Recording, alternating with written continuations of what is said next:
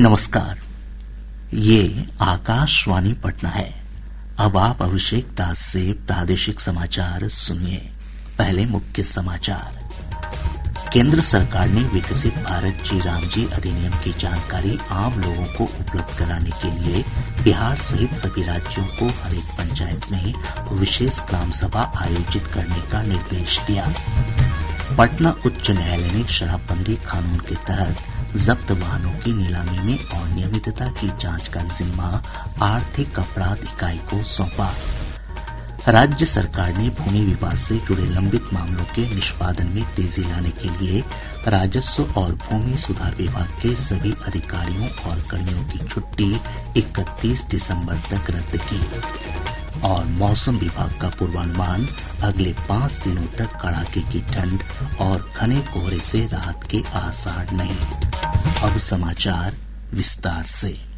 केंद्र सरकार ने बिहार सहित सभी राज्यों को हर एक पंचायत में विशेष ग्राम सभा का आयोजन कर विकसित भारत जी रामजी अधिनियम की जानकारी आम लोगों को उपलब्ध कराने का निर्देश दिया है। केंद्रीय ग्रामीण विकास सचिव और केंद्रीय पंचायती राज सचिव ने इस संबंध में जारी पत्र में 26 दिसंबर तक ग्राम सभा बुलाने का आदेश दिया है। पत्र में कहा गया है कि लोगों को कानून के विभिन्न पहलुओं के बारे में जानकारी देते हुए उन्हें यह बताया जाए कि कैसे नया कानून मनरेगा से बेहतर है।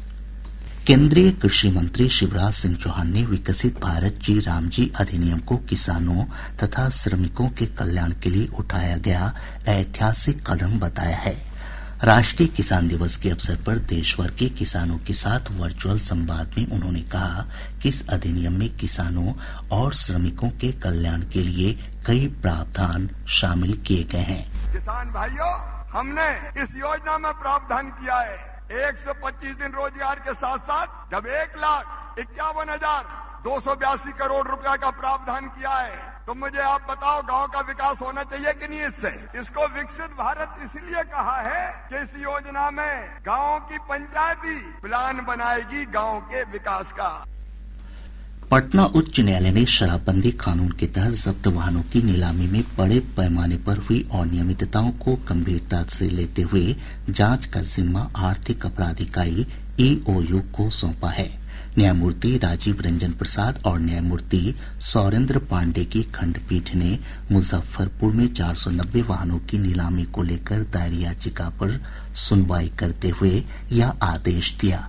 पीठ ने कहा कि नीलामी प्रक्रिया में अधिकारियों ने कानून द्वारा तय प्रक्रिया का पालन नहीं किया है और पूरे मामले में मनमानी तथा दुर्भावना के संकेत मिलते हैं। खंडपीठ ने वाहनों की मूल्यांकन प्रक्रिया पर भी गंभीर सवाल उठाए। साथ ही न्यायालय ने कहा कि नीलामी से पहले आवश्यक विज्ञापन प्रकाशित नहीं किया गया और कुछ चुनिंदा लोग ही बार बार वाहन खरीदते पाए गए, जिससे सांठगांठ की आशंका मजबूत होती है। राज्य सरकार ने भूमि विवाद से जुड़े लंबित मामलों के निष्पादन में तेजी लाने के लिए राजस्व और भूमि सुधार विभाग के सभी अधिकारियों और कर्मियों की छुट्टी 31 दिसंबर तक रद्द कर दी है। विभाग के सचिव जय सिंह ने बताया कि सभी ATM राजस्व, DCLR और राजस्व कर्मियों की छुट्टियां रद्द की गई है। मुजफ्फरपुर में जनकल्याण संवाद में फरियादियों की समस्याओं को सुनने के क्रम में विभागीय मंत्री विजय कुमार सिन्हा ने कर्मियों की छुट्टी रद्द करने का आदेश दिया था। राज्य सरकार ने भारतीय पुलिस सेवा के 43 अधिकारियों को प्रोन्नति दी है। इस प्रोन्नति के तहत ADG मुख्यालय कुंदन कृष्णन को DG रैंक में प्रोन्नत किया गया है। गृह विभाग ने इस संबंध में अधिसूचना जारी कर दी है। युवा कार्यक्रम और खेल मंत्रालय ने युवा प्रतिभाओं को खेलों की ओर आकर्षित करने और देश के खेल ढांचे को मजबूत करने के उद्देश्य से व्यापक इंटर्नशिप नीति शुरू की है। इसके अंतर्गत कॉलेज और विश्वविद्यालय विद्यार्थियों को मंत्रालय और उसके स्वायत्त निकायों में इंटर्नशिप दी जाएगी ताकि उन्हें खेल प्रशासन, संचालन और इससे जुड़े क्षेत्रों का अनुभव प्राप्त हो सके। इस पहल का उद्देश्य खेल विज्ञान, डोपिंग रोधी उपायों, इवेंट मैनेजमेंट और एथलीट सहायता सेवाओं के क्षेत्र में प्रतिभाएं तैयार करना है। युवा कार्यक्रम और खेल मंत्री डॉक्टर मनसुख मांडविया ने कहा कि इस पहल से युवाओं को व्यवहारिक अनुभव प्राप्त होगा और वे खेलों के माध्यम से राष्ट्र निर्माण में योगदान दे सकेंगे। इस नीति के अंतर्गत प्रतिवर्ष 452 इंटर्नशिप प्रदान की जाएगी। प्रदेश में अभी कड़ाके की ठंड और घने कोहरे का दौर जारी रहेगा। ऊपरी हिमालय और राजस्थान की ओर से आ रही सर्द हवा के प्रभाव से अगले 5 दिनों तक मौसम के रुख में किसी खास परिवर्तन की संभावना नहीं है। अधिकतम तथा न्यूनतम तापमान के बीच अंतर कम होने से ठंड और कनकनी का एहसास बढ़ गया है। राजधानी पटना समेत प्रदेश के अधिकांश हिस्सों में शीत दिवस की स्थिति बनी हुई है। पिछले 24 घंटों के दौरान गया जी राज्य का सबसे ठंडा स्थान रहा, जहां का न्यूनतम तापमान 8 डिग्री सेल्सियस दर्ज किया गया। आज सुबह पटना, वैशाली, अरवल, जहानाबाद, गोपालगंज, भागलपुर और पूर्णिया समेत कई जिलों में घना से अति घना कोहरा छाया रहा। मौसम विभाग ने अपने पूर्वानुमान में कहा है कि अगले 2 दिनों के अंदर न्यूनतम तापमान में 2 से 4 डिग्री सेल्सियस तक की और गिरावट आ सकती है। राज्य के अधिकांश हिस्सों में कोल्ड डे की स्थिति बनी रहेगी। 24 दिसंबर 2025 राज्य के उत्तरी, दक्षिण पश्चिम एवं दक्षिण मध्य भागों के कुछ स्थानों में शीत दिवस जैसी स्थिति होने की संभावना है एवं राज्य के दक्षिण पूर्व भाग के 1 या 2 स्थानों में घना कोहरा जैसी स्थिति होने की संभावना है। अगले 3 दिनों के दौरान राज्य के शेष भाग के कुछ स्थानों में हल्के से मध्यम स्तर का कोहरा छाये होने की संभावना है। इधर घने कोहरे के कारण दृश्यता का स्तर कम होने से रेल, सड़क और हवाई यातायात प्रभावित हुआ है। लंबी दूरी की कई रेलगाड़ियां घंटों देरी से चल रही हैं। कल नई दिल्ली पटना अमृत भारत एक्सप्रेस 10 घंटे और नई दिल्ली पटना राजधानी एक्सप्रेस अपने निर्धारित समय से 7 घंटे देरी से पटना पहुंची। श्रमजीवी, हिमगिरी और संपूर्ण क्रांति समेत कई ट्रेनों का परिचालन भी विलंब से हो रहा है। इधर कोहरे के कारण कल पटना हवाई अड्डे से 8 फ्लाइट को रद्द कर दिया गया। इसके अलावा दिल्ली से पटना आने वाली एक फ्लाइट को रायपुर डायवर्ट कर दिया गया। पूर्णिया, दरभंगा और गया हवाई अड्डे से भी विमानों का परिचालन प्रभावित हुआ है।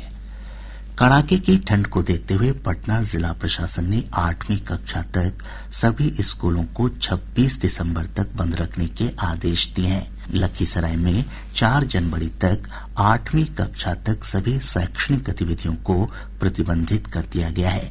शेखपुरा जिला प्रशासन ने 25 दिसंबर तक और मुजफ्फरपुर जिला प्रशासन ने 26 दिसंबर तक कक्षा 8 तक के स्कूलों में पठन पाठन पर रोक लगा दी है।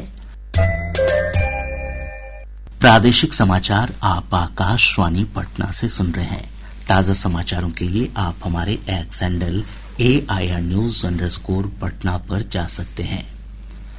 भाजपा के कार्यकारी राष्ट्रीय अध्यक्ष नितिन नवीन आज पटना में पार्टी नेताओं और कार्यकर्ताओं के साथ बैठक करेंगे। इस दौरान संगठन के विस्तार और मजबूती को लेकर विचार विमर्श किया जाएगा। श्री नवीन आज शाम दिल्ली रवाना हो जाएंगे। पटना साहिब से भाजपा विधायक रत्नेश कुमार को विधानसभा में सत्तारूढ़ दल का मुख्य सचेतक बनाया गया है। विधानसभा सचिवालय ने इस संबंध में आदेश जारी कर दिया है।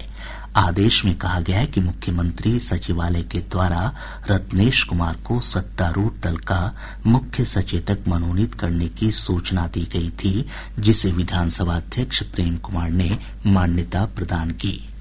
सूचना और जनसंपर्क विभाग के मंत्री विजय कुमार चौधरी ने 7 निश्चय योजना 3 की जानकारी हर घर तक पहुंचाने का निर्देश दिया है।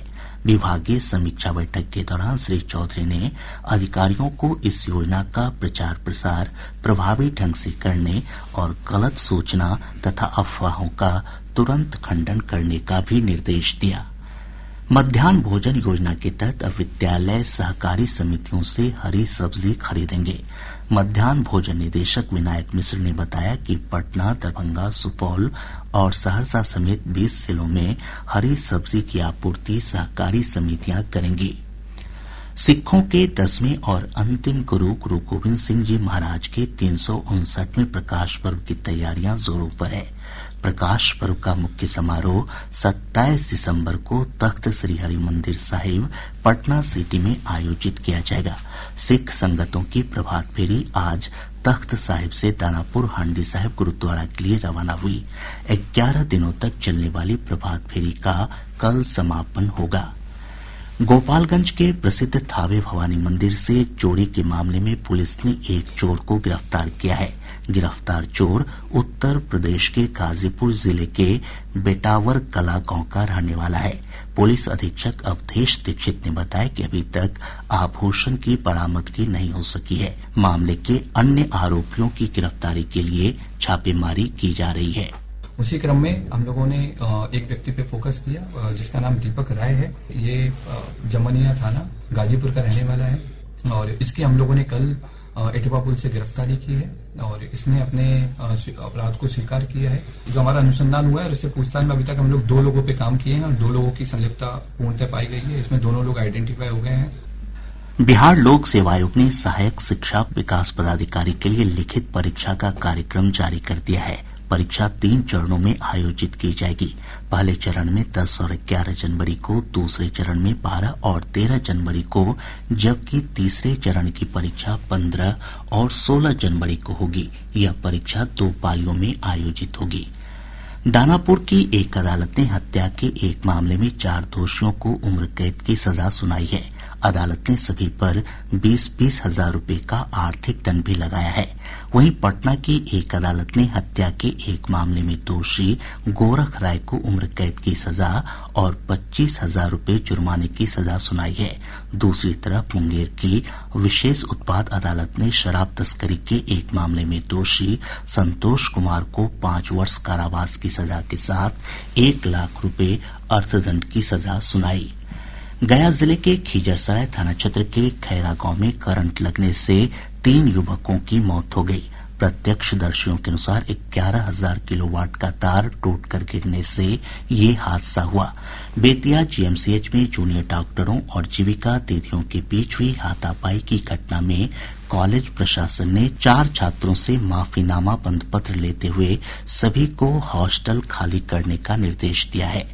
अब पटना से प्रकाशित प्रमुख समाचार पत्रों की सुर्खियां। आज के सभी समाचार पत्रों ने भाजपा के नवनियुक्त कार्यकारी अध्यक्ष नितिन नवीन के पटना दौरे से जुड़ी खबर को प्रमुखता से प्रकाशित किया है। हिन्दुस्तान लिखता है, राष्ट्रीय कार्यकारी अध्यक्ष बनने के बाद पहली बार पटना पहुंचे नितिन नवीन। अखबार ने श्री नवीन के हवाले से लिखा है, बंगाल से केरल तक देश में भगवा लहरेगा। दैनिक जागरण ने लिखा है, बांग्लादेश में अल्पसंख्यक हिंदुओं पर हो रहे अत्याचार के विरोध में देश भर में आक्रोश। प्रभात खबर की सुर्खी है, अलर्ट, अगले 5 दिन बिहार में कड़ाके की ठंड और घना कोहरा। दैनिक भास्कर की सुर्खी है, फरार आरोपियों के खिलाफ ट्रायल चलाने वाला पहला राज्य बना बिहार। राष्ट्रीय सहारा ने राष्ट्रपति द्रौपदी मुर्मू के बयान को प्रमुखता देते हुए लिखा है, डिजिटल चुनौतियां राष्ट्रीय सुरक्षा के लिए खतरा। आज अखबार की सुर्खी है, राज्य में जनवरी से लागू होगा 4 नया श्रम कानून। और अब अंत में मुख्य समाचार एक बार फिर। केंद्र सरकार ने विकसित भारत जी रामजी अधिनियम की जानकारी आम लोगों को उपलब्ध कराने के लिए बिहार सहित सभी राज्यों को हर एक पंचायत में विशेष ग्राम सभा आयोजित करने का निर्देश दिया। पटना उच्च न्यायालय ने शराबबंदी कानून के तहत जब्त वाहनों की नीलामी में अनियमितता की जांच का जिम्मा आर्थिक अपराध इकाई को सौंपा। राज्य सरकार ने भूमि विवाद से जुड़े लंबित मामलों के निष्पादन में तेजी लाने के लिए राजस्व और भूमि सुधार विभाग के सभी अधिकारियों और कर्मियों की छुट्टी 31 दिसंबर तक रद्द की। और मौसम विभाग का पूर्वानुमान, अगले 5 दिनों तक कड़ाके की ठंड और घने कोहरे से राहत के आसार नहीं। इसके साथ ही आकाशवाणी पटना से प्रसारित प्रादेशिक समाचार का ये अंक समाप्त हुआ। आकाशवाणी पटना से अगला समाचार बुलेटिन दोपहर 2 बजे प्रसारित किया जाएगा। नमस्कार।